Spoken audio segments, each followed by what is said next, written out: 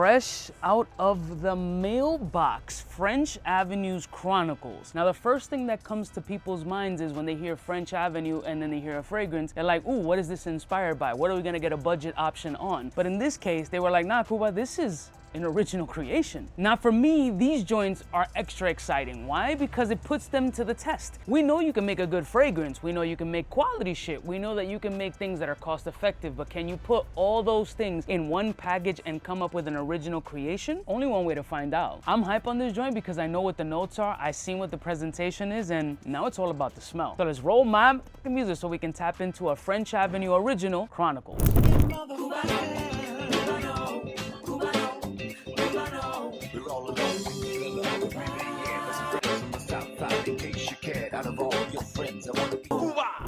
Listen, morning, my beautiful peoples. You know who it is. It's your boy, 𝗙𝗿 Shout out to French Avenue for sponsoring today's video and sending this joint over as an original creation for me to give my true interpretations on. Now, let's be clear. So far, presentation-wise, they're not slacking at all. Cool presentation, gives it kind of fancy, bougie, almost sands of the hourglass, 4 p.m. in the afternoon, like that kind of situation. And truth be told, I've already dropped this bottle and almost broke the shit, but it took a little concrete fall and still managed to be alive. I legit dropped this shit on the floor and it's got a couple of chips on it, but thank God the bottle didn't shatter or I would have been sniffing the floor. So the top of the fragrance is the inside movement of a clock and it looks like an hourglass. It has a little hourglass finish. There's a plastic around the glass container, but the atomizer should be right on top. Bing bang. But let's go over these notes because that's really what interested me about this fragrance. Now it's been told to me that this is an original blend. This is not inspired by anything, but nowadays there's a lot of fragrances that are inspired by many things and are hybrid, tribrid, and quabrids. So you might pick up nuances from different fragrances that you already recognize if you have a vast collection, right? That shit happens with me with niche and designer all the time. This has a little bit of this with a sprinkle of that, those kind of elements. So even originals cross-pollinate somehow. I'm getting bitten by every mosquito that's out here.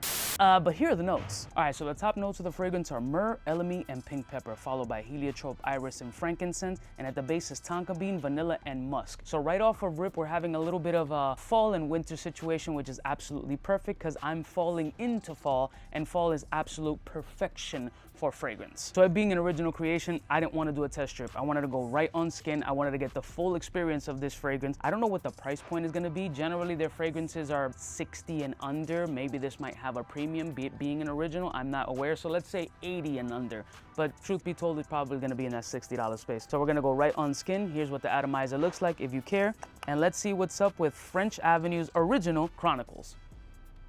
Okay, oh my God. Super powdery, very beautiful, seductive. You get a warm, resinous nature about the fragrance. It's got an elegant, light, powdery flow on this fragrance. The elemi sometimes gives me this crystallized ginger accent, this slightly sweet yet spicy. Oh wow, there's no funk, there's no animalic features off of this fragrance. You have a little bit of a frankincense energy. There is a light lavender kind of kiss of cleanliness. Bro, this is nice. It's like a warm, velvety, cozy, light vanillic touch, but very cashmere, wool, warm, sensual, elegant, not loud, not clubby, not fuckboy, not generic. There's also like a little bit of an almondy kiss here, like a light almond extract. And I also feel like that heliotrope is providing this almost violety, floral accent to this overall warming, sensuous, attractive scent profile. This is a fucking beautiful scent. Honestly, like this is the type of shit that I'm talking about. These Middle Eastern brands, these interpretive brands, at least brands that are known for interpretive fragrances, can absolutely pull off originals that don't smell cheap or shitty. This actually smells of great quality, absolutely fall and winter. This doesn't scream to me warm weather at all. This is cozy, this is warm, it's powdery, it's more almondy, it's slight vanillic, it's musky, it's resinous, and it's fucking captivating. It's sexy, it's very elegant, it's refined, it's classy, it's gentlemanly. Not dated, not old, not fuckboy, not juvenile. Yeah, there's a mild soapy nature to this fragrance, also giving it a easy like wearability DNA about it. It feels like the myrrh and the pink peppercorn are giving a little bit of a Middle Eastern smoky aspect to the frankincense, and then the frankincense is taking that and making it a little bit smokier. And then that heliotrope and vanilla is providing like floral, musky,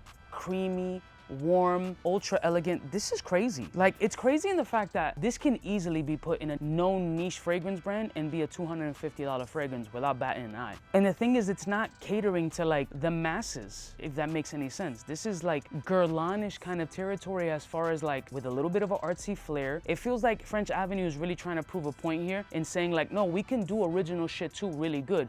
Not just make a fragrance inspired by something that's already out there and adding our own twist. This is something that really speaks to that Guerlain-ish, Nicey demographic that's still looking to play into the fragrance game, but looking to do it at a decent price point. I have zero complaints about this fragrance. Gang, I'm really fucking surprised. Warm, elegant, fall, perfect. It's a great fragrance. It's a really, really nice, elegant fragrance. And I know I'm crazy for saying in the space of Guerlain, and I'm not saying to the levels of artistry of Guerlain, but I'm trying to use that as a reference point to say that this is that kind of flow that it's going for. You know how sometimes maybe PDM might do something that's Middle Eastern, but very for the masses, department store ready to pick up because you know that this shit is gonna be sexy to go out. And any motherfucker who's really like into Guerlain or into 𝗪𝗓 or something in that space can absolutely appreciate this budget option with this kind of quality and scent profile. French Avenue, you fucking knocked that out of the park with this scent. I'm shocked, clearly. Chronicles is fire, bro. Really good. I'm curious to know what the price point of this scent profile is gonna be. I don't anticipate it being very expensive, but they did that shit. I love y'all mother suckers from the heart. I'll put a link in the description once this fragrance is available. I'll let y'all know what the price point is. Again, I don't anticipate this being expensive at all, but it doesn't smell cheap. It is elegant, it is classy, and I'm still, like, if my face doesn't show you how fucking shocked I am that they pulled this DNA out and they chose to go with Original Creations going this route, that's ballsy, risky, and showing that, nah, y'all motherfuckers can do some shit. And this is some shit. Hit the like, hit the share, hit the subscribe, tap in with your favorite uncle who's never invited to Thanksgiving so I can put you on to the hot of the hot, at least based on my opinion, which is the only opinion that matters. I'll see y'all bitches next time. You know who it is, biggest in the game.